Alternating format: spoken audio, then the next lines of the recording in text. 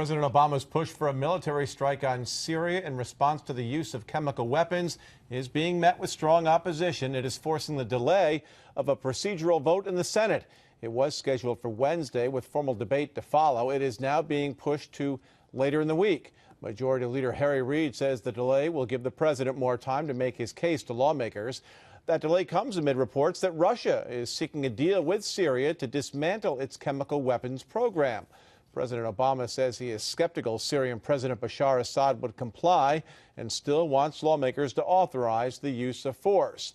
Should the U.S. attack Assad, well, he is warning of serious ramifications.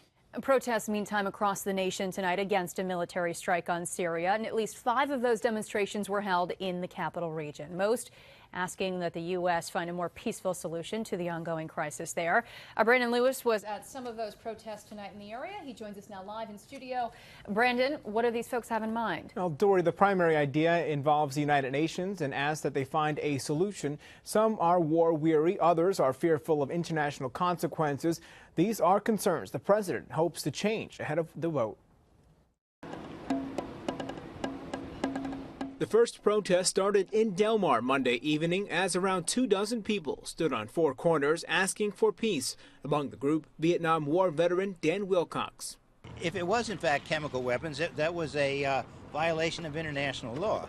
And so I think an international body should take control of the situation, such as the UN, the World Court.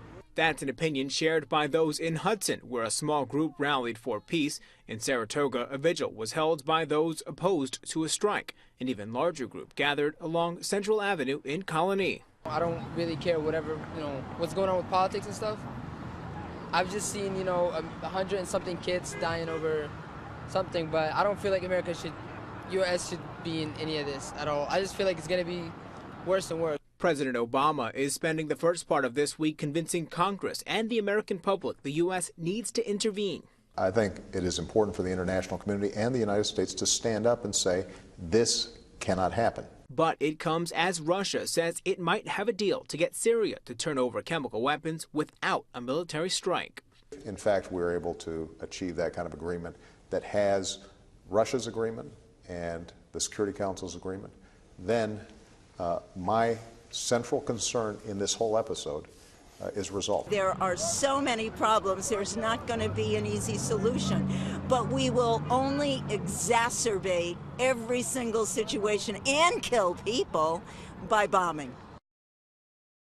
Now, so far, Congressman Tonko and Gibson are opposed to the strike. Representative Owen says he needs some more information, along with Senator Gillibrand.